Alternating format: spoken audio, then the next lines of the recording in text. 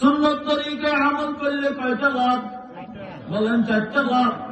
নম্বর 1, আল্লাহ তাআলা তাকে হেদায়েত দিয়ে দেন। নম্বর 2, আল্লাহ তাআলা তাকে মহব্বত করেন। নম্বর 3, আল্লাহ তাআলা তাকে মাফ করে দেন। নম্বর 4, আল্লাহ তাআলা তার ঠিকানা নবীর সাথে জান্নাতের মধ্যে করে দেন।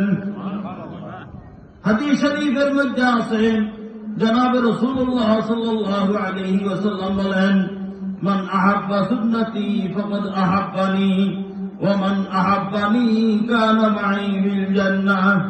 যে ব্যক্তি আমার সুন্নতকে মহব্বত করিল সে আমাকে মহব্বত করিল,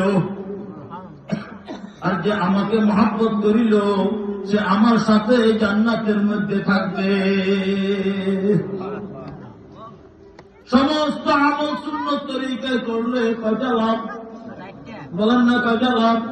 4টা লাভ। নম্বর 1 নম্বর লাভ কি? আল্লাহ তাআলা তাকে কি দিয়ে দেন? হেদায়েত দিয়ে দেন।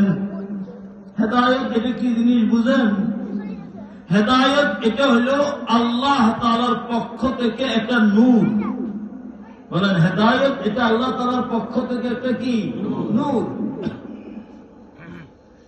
যেমন নাকি এখানে তার আছে, মাইক আছে, মেশিন আছে, এই সব কিছুর ভিতরে একটা বিদ্যুৎ আছে। বিদ্যুৎটা কি দেখা যায়? তবে বিদ্যুৎ আছে নাকি নাই সেটা কি বোঝা যায়? বোঝা যায়। বিদ্যুৎটা দেখা যায় না, তবে বিদ্যুৎ আছে নাকি নাই আলামত দ্বারা কি করা যায়? বোঝা যায়। ফ্যান ঘুরে, লাইট জ্বলে, মাইকে আওয়াজ হয়, বোঝা গেছে বিদ্যুৎ আছে। যদি লাইট না জ্বলে, ফ্যান না ঘুরে, তাহলে বোঝা যাবে কি নাই? বিদ্যুৎ নাই। তেমনি ভাবে হেদায়েত এটা হলো আল্লাহ তাআলার পক্ষ থেকে একটা নূর, দেখা যায় না, এটা কি করা যায় না, তবে আলামত দ্বারা বোঝা যায়। আলামত দ্বারা কোন মানুষটা হেদায়েত পাইছে আর কোন মানুষটা হেদায়েত পাই নাই সেটা আলামত দ্বারা কি করা যায়? বোঝা যায়। হাদিস শরীফের মধ্যে আছে, জনাব রাসূলুল্লাহ সাল্লাল্লাহু আলাইহি ওয়াসাল্লাম বলেন, যেই মানুষের মধ্যে 3টা জিনিস দেখা যাবে, বোঝা যাবে ওই লোকটা হেদায়েত পাইছে। যার মধ্যে কয়টা জিনিস আছে? সে কি পাইছে বলেন তো? হেদায়েত পাইছে। নম্বর 1, আত-তাজাফি আন দারিল গুরুর। যে মানুষটা হেদায়েত পায় তার দিলটা দুনিয়া থেকে উঠে যায়। তার দিলটা দুনিয়া থেকে উঠে যায়। দুনিয়া থেকে দিল উঠে যায়, এটার মানে হলো, এটার অর্থ হলো তার দিলের মধ্যে গুনার আগ্রহ থাকে না, গুনার প্রতি ঘৃণা সৃষ্টি হয়। গুনার আগ্রহ থাকে না, গুনার প্রতি কি সৃষ্টি হয়? দুনিয়া হলো গুনার নাম। দুনিয়া হলো কিসের নাম বলেন তো?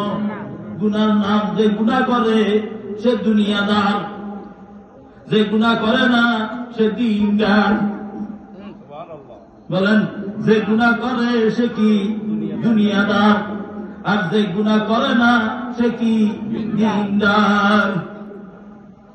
লক্ষ লক্ষ টাকার নাম দুনিয়া নয়, অনেক বড় ব্যবসার নাম দুনিয়া নয়, 5তলা 7তলা বিল্ডিং এর নাম দুনিয়া নয়। ওগুলির নাম কি দুনিয়া? একজন মানুষ তার 7তলা বিল্ডিং আছে, লক্ষ লক্ষ টাকা আছে, অনেক বড় ব্যবসা আছে, কিন্তু ওই লোকটা 5 ওয়াক্ত নামাজ ঠিক মতো পড়ে, সুন্নত তরিকায় দাঁড়িয়ে রেখেছে, হিসাব করি যাকাতও দেয়, প্রত্যেক দিন জিকিরও করে, তেলাওয়াতও করে, হজ ফরজ এসে হজ করেছে। বলেন, এই মানুষটা কি দুনিয়াদার? কথা বুঝতেছে না মনে হয়? এই লোকটা 5তলা বিল্ডিং এর মালিক হলেও দ্বীনদার। এই লোকটা লক্ষ লক্ষ টাকার মালিক হলেও দ্বীনদার। কথা বুঝতেছেন না?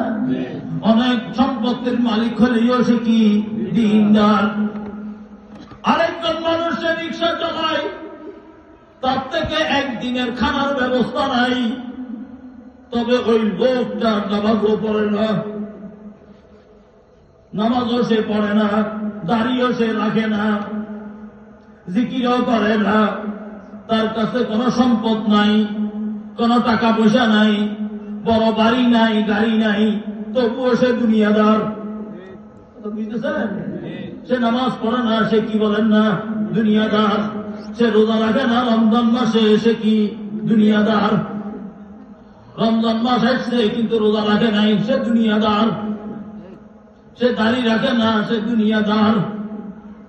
সে হারাম খায়, সে দুনিয়াদার। কথা বুঝতেছে?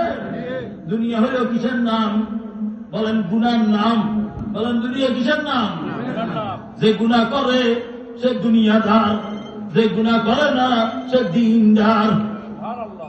বলেন যে গুনাহ করে সে কি দুনিয়াদার, যে গুনাহ করে না সে কি দিনদার। যে লোকটা হেদায়েত পেয়ে যায়, তার দিলটা দুনিয়া থেকে উঠে যায়, মানে গুনাহ থেকে তার দিল উঠে যায়। গুনার প্রতি ঘৃণা তার সৃষ্টি হয়।